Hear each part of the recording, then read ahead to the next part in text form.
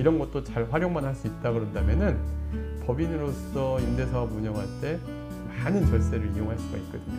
그래서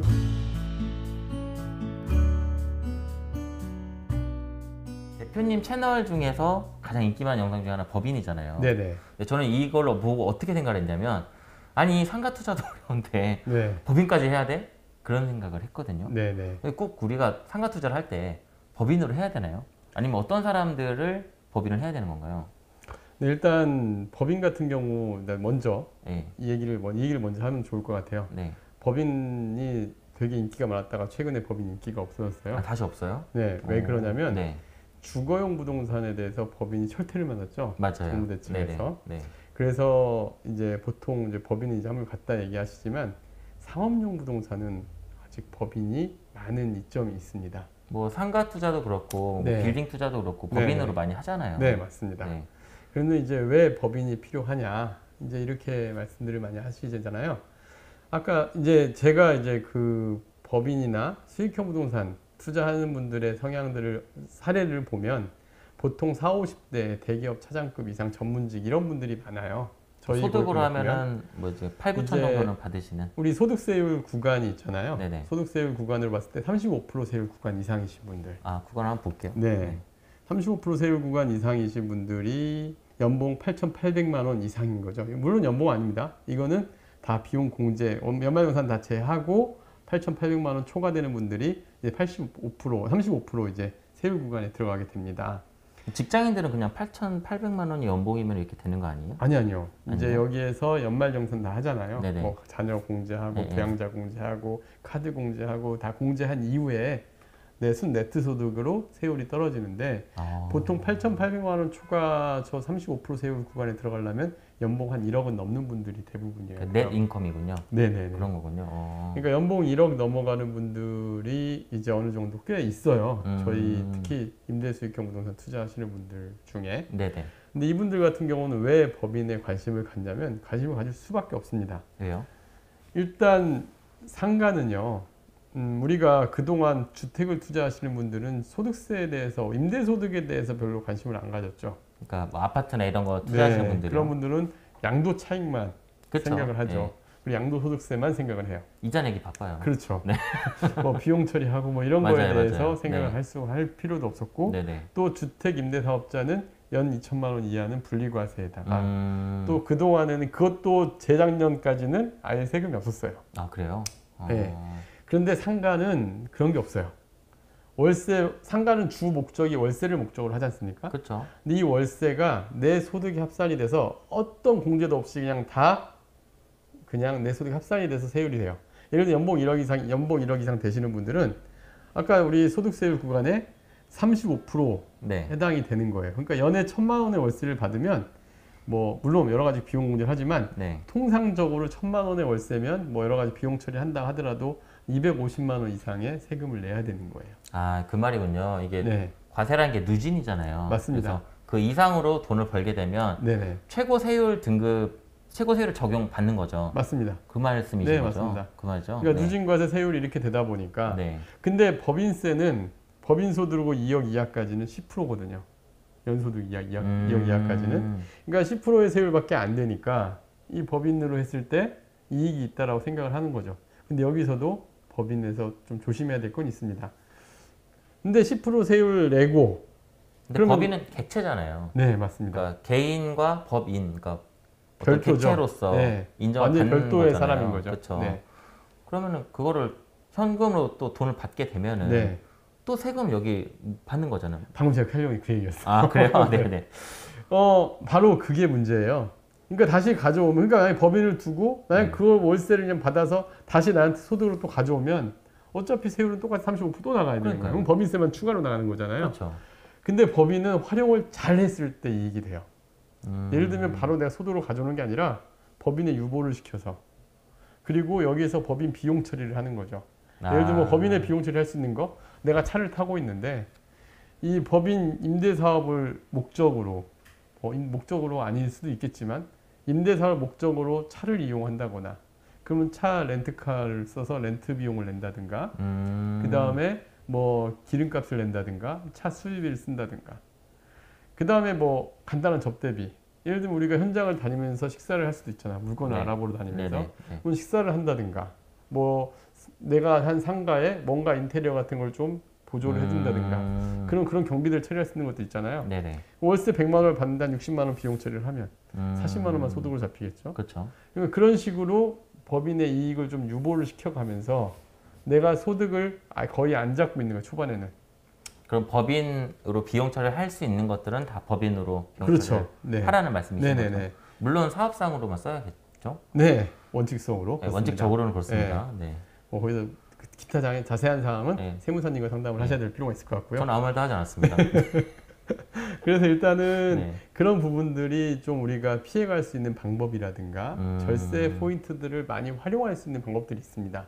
물론 세무사님들이 이렇게 상세하게 상담을 안 해주실 거예요. 돈 내면 해줘요. 네, 뭐 물론 비용 내면 상세하게 해줍니다. 비용되면 상담해 줄 수 네, 있겠지만 돈 내야죠. 네. 근데 실질적으로 보면 제가 상담을 하다 보면은 결국 내가 공부를 해서 내가 알 만큼 질문도 할 수가 있더라고요. 그렇죠. 맞습니다. 그래서 그렇게 좀 내가 공부를 하고 또 저 같은 사람들이 좀 이렇게 도와준다 그러면은 분명히 절세 포인트를 되게 잘 이용할 수가 있어요. 근데 또 하나는 증여 상속도 가능합니다. 예를 들면은 법인 설립을 할 때 합법적으로 자녀분들 미성년 자녀는 2천만 원까지, 성년 자녀는 5천만 원까지 증여 신고하고 자본금으로 같이 들어와서 이걸로 법인 부동산 물건을 처리를 하게 되면 향후에 이제 이 법인을 키워갔을 때 자연스럽게 증여 상속이 이루어지게 되는 거죠. 아, 그러니까 아이들이 주주가 되는군요. 그렇죠. 주주로서 편입이 네네. 되고, 네네.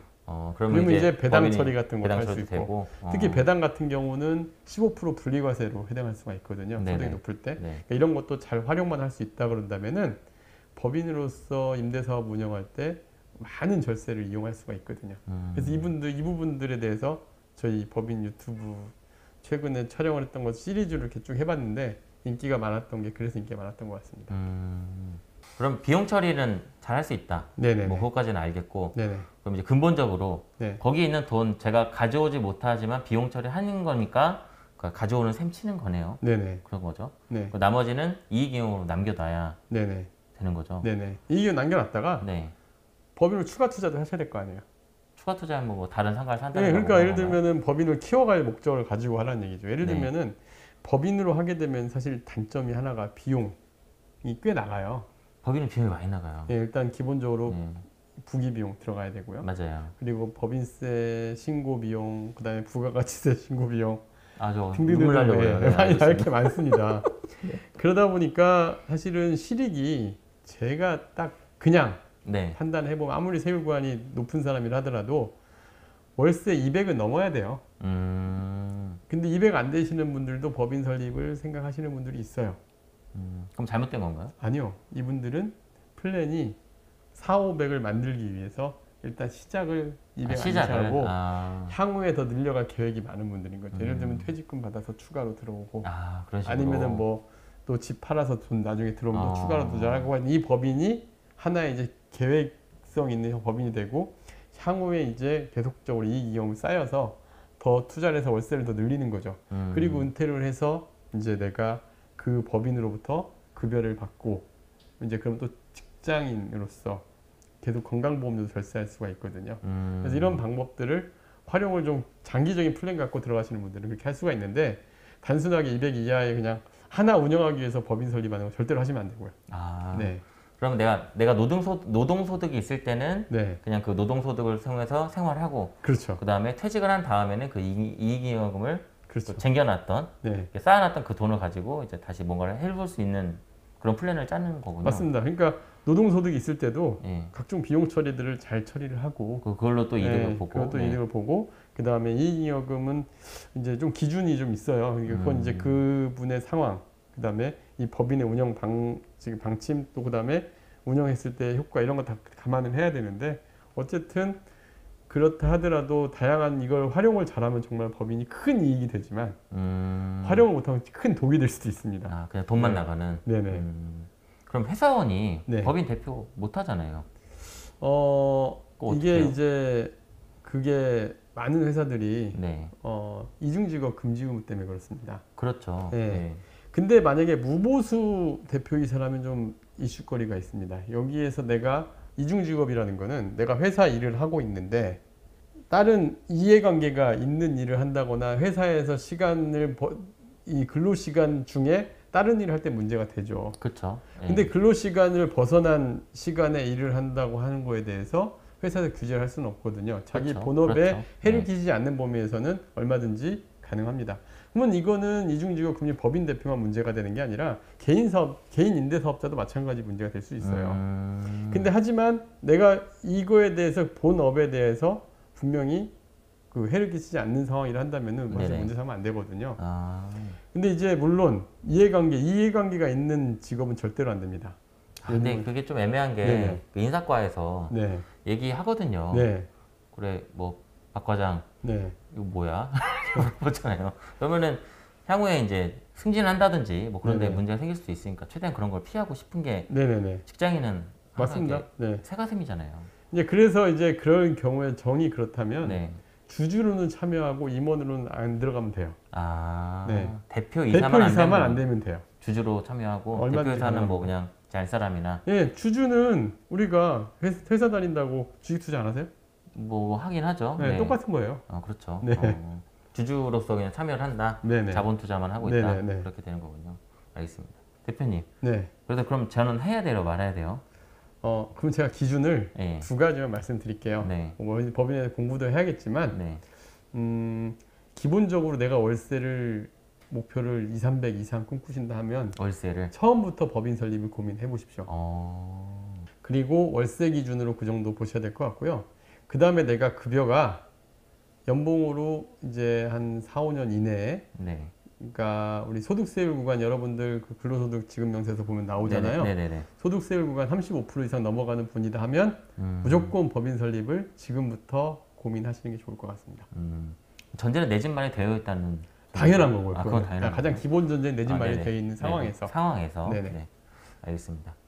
좋은 말씀 감사드리고요. 네, 저 영상 감사합니다. 여기까지 하도록 하겠습니다. 재밌게 보셨다면 좋아요, 구독, 그리고 알림 설정까지 꼭꼭 부탁드릴게요. 감사합니다. 감사합니다.